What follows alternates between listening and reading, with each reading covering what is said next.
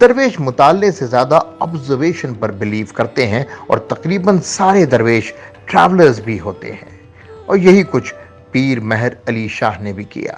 20 سال کا ایک بڑا دور پیر مہر علی شاہ نے ٹریولنگ میں گزارا۔ مکہ مدینہ سے لے کر اجمیر شریف بھوپال تک اور بغداد سے سوات پشاور اور لاہور تک پیر مہر علی شاہ نے رخت سفر باندھ کر ہی رکھا۔ اپنے دور سے پہلے کے اولیاء کرام کی خانقاہوں کو وزٹ کرنا پیر مہر علی شاہ کا معمول تھا، اور یوں فیض اکٹھا کرتے کرتے پیر مہر علی شاہ اللہ اور اس کے رسول سے قریب تر ہوتے گئے۔ جب پیر مہر علی شاہ کی بات ہو تو ان کی حضور پاک صلی اللہ علیہ وآلہ وسلم سے 2 ملاقاتوں کا ذکر نہ کرنا اس دستاویزی فلم کو گویا ادھورا چھوڑنے کے مترادف ہوگا۔ یہاں یہ بتانا بھی بہت ضروری ہوگا کہ دونوں ملاقاتیں حضور پاک سے عالم بیداری میں ہوئیں۔ ایک ملاقات مزدلفہ میں ہوئی جب اعلیٰ حضرت حج کرنے گئے ہوئے تھے۔ اس ملاقات سے پہلے پیر مہر علی شاہ خود کو مولانا یا مولوی جی کہلایا کرتے تھے، کیونکہ ان کو اس بات کا پوری طرح یقین نہ تھا کہ وہ سید تھے۔ ان کا شجرہ نسب غوث پاک سے ہوتے ہوئے رسول اللہ صلی اللہ علیہ وآلہ وسلم سے ملتا تھا، مگر ان کے پاس اس کا کوئی دستاویزی ثبوت نہ تھا۔ مزدلفہ کے مقام پر عمومی طور پر لوگ نماز میں سنتیں ادا نہیں کرتے، اور شاید اسی طرح پیر مہر علی شاہ نے بھی کیا۔ یکدم عالم بیداری میں اسی مقام پر ان کو حضور پاک صلی اللہ علیہ وآلہ وسلم اپنی طرف آتے ہوئے دکھائی دیے۔ انہوں نے فوراً رسول پاک کے پیر پکڑیے اور 2 دفعہ کہا، السلام علیکم یا رسول اللہ۔ حضور نے ان کو سلام کا جواب دیا اور کہا، میری اولاد کو سنتیں معاف نہیں۔ اس طرح مہر علی شاہ کو ایک ایسی مستند دستاویز مل گئی جس کو جھٹلانا ممکن نہ تھا، اور ان کو پتہ لگ گیا کہ وہ سید اور آل رسول ہیں۔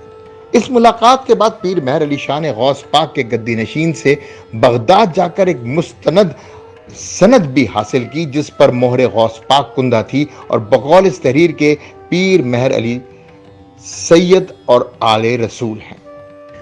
گورڑا شریف میں پیر مہر علی شاہ سے حضور پاک کی دوسری ملاقات ہوئی۔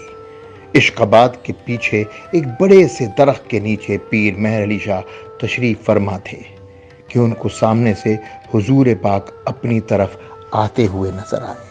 قریب آ کر حضور پاک صلی اللہ علیہ وآلہ وسلم نے پیر مہر علی شاہ کو مخاطب کیا اور کہا، اٹھو بیٹے، اس قادیانی کو جواب دو۔ اور یوں پیر مہر علی شاہ کی زندگی کا وہ دور شروع ہوا جو اس ولی اللہ کی زندگی کا روشن ترین باب ہے۔ عقیدہ ختم نبوت کی خاطر حضور پاک صلی اللہ علیہ وآلہ وسلم کی عین ہدایت کے مطابق مناظروں اور علمی جوابات کی ایک جہاد کا آغاز ہوا۔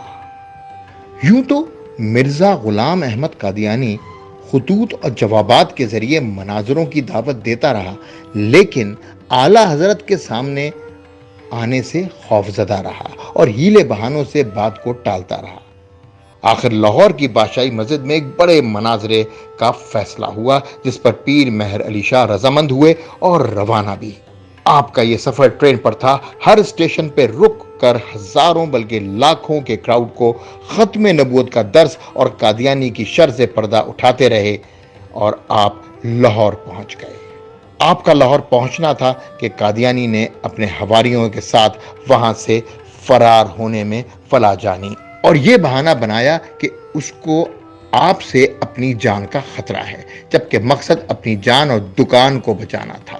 جان تو بچ گئی، پر اس فتنہ سوچ کا قلع کما پیر مہر علی شاہ کے ہاتھوں ہو گیا، اور اس طرح قادیانیت کی اس شر کو اعلیٰ حضرت نے آخری ضرب لگائی۔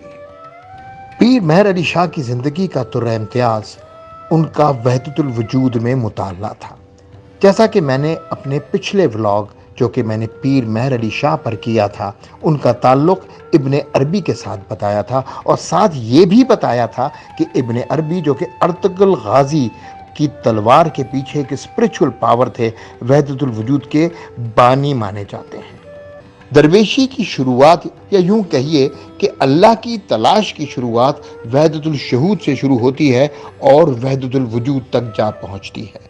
اب اگر ان دونوں میں آسان فرق بتاؤں تو وحدت الشہود کہتا ہے کہ کائنات کی ہر شے میں اللہ کا عکس ہے، جبکہ وحدت الوجود کہتا ہے اللہ ہر شے میں موجود ہے۔ ڈاکٹر علامہ اقبال کو جب برطانیہ میں ابن عربی پر ایک لیکچر دینا تھا تو انہوں نے پورے بر صغیر میں پیر مہر علی شاہ کو خط ارسال کیا اور ان سے مدد مانگی تاکہ وہ ایک اچھا لیکچر تیار کر سکیں وحدت الوجود اور ابن عربی کے اوپر۔ خانقاہ گولڑا شریف پاکستان ان چند خانقاہوں میں شامل ہے جہاں درس نظامی باقاعدہ متعارف ہے، اور یہاں سے فارغ التحصیل طالب علم عالم دین بن کر یہاں سے نکلتے ہیں۔ ملا نظام الدین سہالوی نے 18ویں صدی میں درس نظامی کو متعارف کروایا، ایک ایسا کریکلم بنایا جو کہ مدارس میں پڑھایا اور سمجھایا جاتا رہا۔ یہ درس نظامی بہت پرانا ہے، جس میں بنیاد وہی علم دین کی تعلیم ہے، اور اس کی بنیاد اس وقت رکھ دی گئی تھی جب مسجد نبوی کی پہلی اینٹ رکھی گئی تھی۔